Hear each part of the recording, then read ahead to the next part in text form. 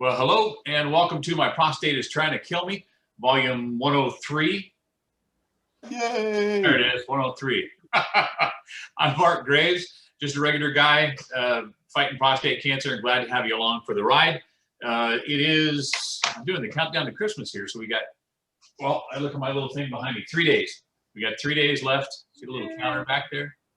Oh, I actually got my finger in the right spot. Hey, you got it. Hey. Yeah, so 3 days till Christmas, and everybody's out doing stuff, got busy days, but I was able to get Indio and Tom on short notice to hop on here with me, and we're going to do a short video. 103. Oh, look at you. I thought you were flashing gang signs out. I'm going to be like, oh, I can't. we got a new prostate cancer gang signs. Oh man. All right, well, two things I got to deal with, and I think I've mentioned before to everybody that we're all on the same text line, so we send stuff back and forth all the time. And it's funny because very rarely do we get all five of us on there texting at the same time.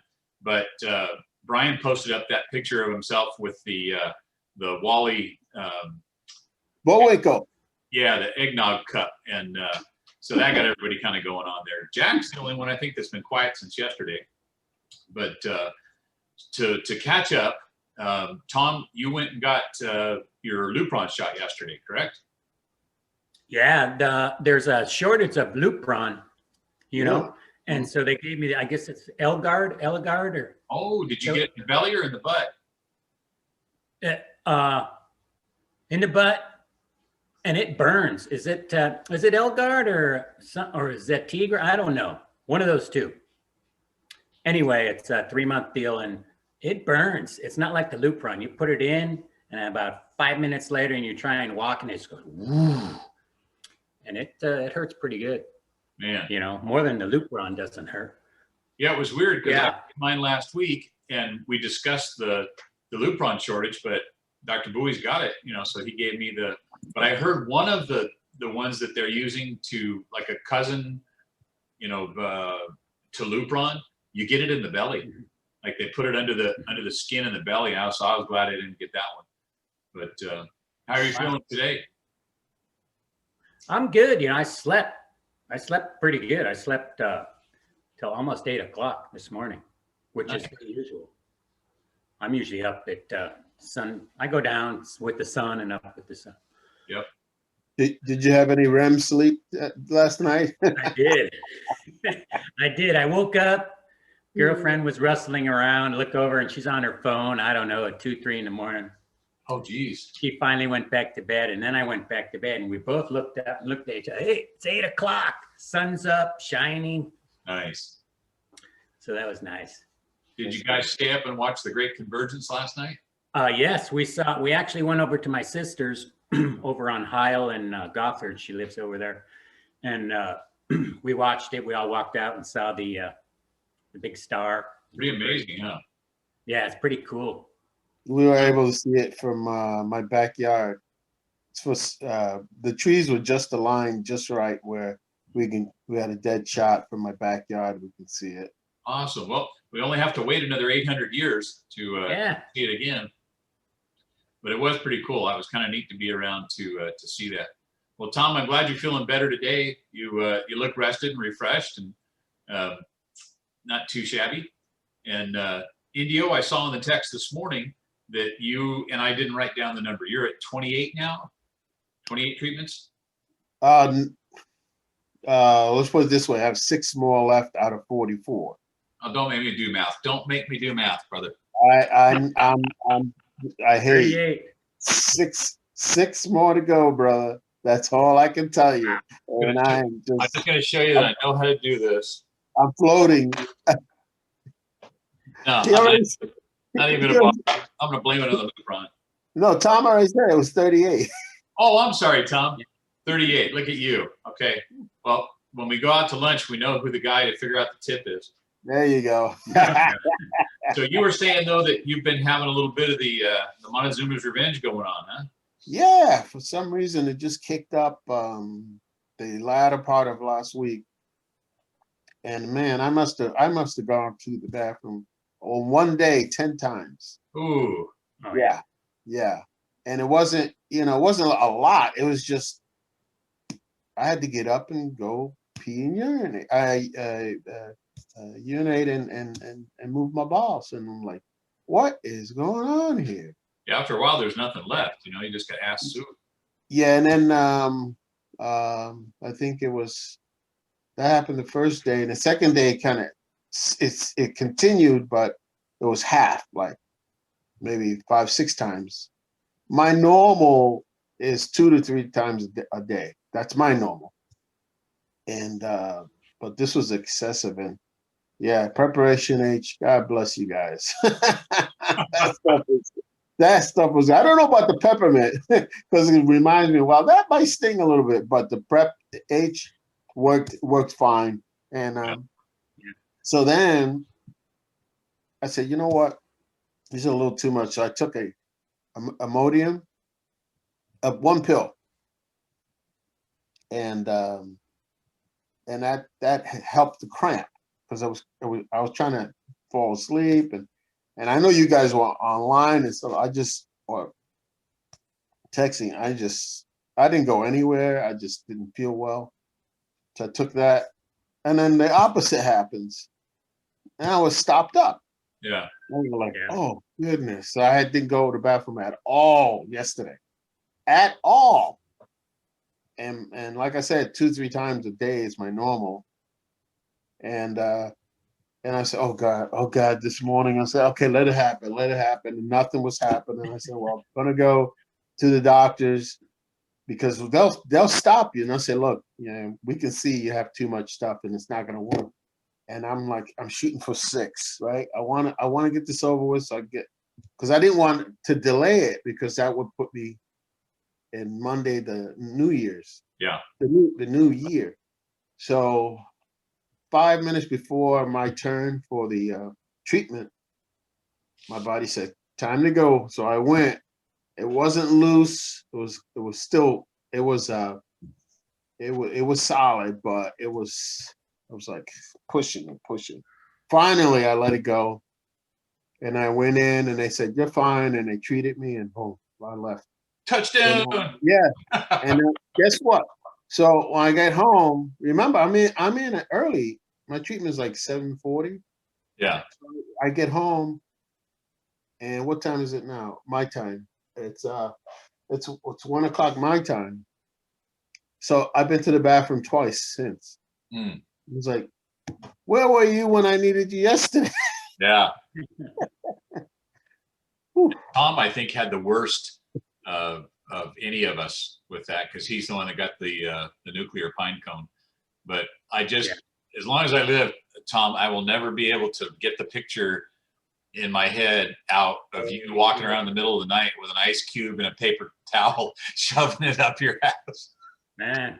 Oh yeah, that's right. Oh. So, and you didn't try the peppermint or the preparation before that, huh? I never experienced anything like that before, so I didn't have any supplies in the house. I didn't know. So yeah. And that was the first night, and when it came on like nuclear, wow, what is this going on? And yeah. How come I got coming out of my butt? Yeah. Yeah, that's the only time that happened to me is I had bad meat. And then watch out, but I've been careful, so. Yeah. I got them early in high school, lifting weights and that kind of stuff, and once you get them, then they come back really easy. Once those veins have expanded, then it's like a balloon. Once you blow it up, it blows up easier the next time. But yeah, not fun. I still have never tried the peppermint thing though. I should probably try those. You should have a supply on hand. Yeah. Well, what I do have is I was using I think Walmart, their brand is Equal. They call it Equaline or something like that. The little butt wipes, so I would buy those as like 3 packs all taped together. And then I saw this stuff and they're called man wipes, and they're a little heavier duty, but they're still flushable. And man, they work good. So I always keep those, handy. Man wipes. Okay. Yeah. They're good to have. Black package with like lime green trim and stuff on it. It does work really well. So I can't believe you're that close to being done, man. That's a long journey. Remember? Yeah. Oh yeah. It was you, and it may have been Tom early on. Yeah, it was you and Tom that were talking about the radiation treatment, and kind of convinced me to go that route, you know. So that was 38 treatments ago. So that's like 2 months ago. Yeah, that's crazy how fast that went by. Yeah. And you seem like a bad nightmare. Yeah, you seem much better shape than Tom and I did too. So I'm glad you swung more like Jack, less side effects. Yeah. I'm grateful for that. I really am. I was used how you always say, man, you see the other guys and what they're going through, and you go like, man, I got nothing compared to them. Yeah, that's true, and I take that to heart. No, it's a good way. Especially on the Facebook site. Yeah, I just recently saw there was a post by the widow of one of the guys. Said, he had passed. This was last week. Don't those just rip you up? Yeah, man. And then you got a photo of him and his kids and his wife. And you're like, wow, that's rough.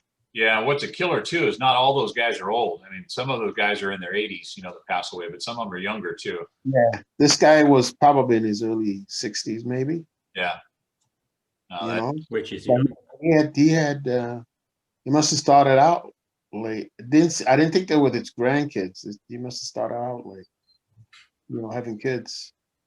But yeah, it tears you up.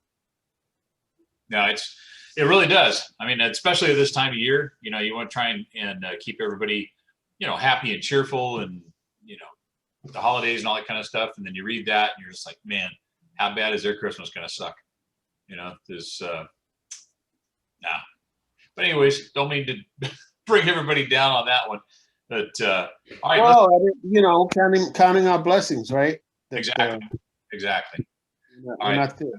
Well, I have a letter from a longtime friend of mine, and he stays in the shadows. He's not a hugely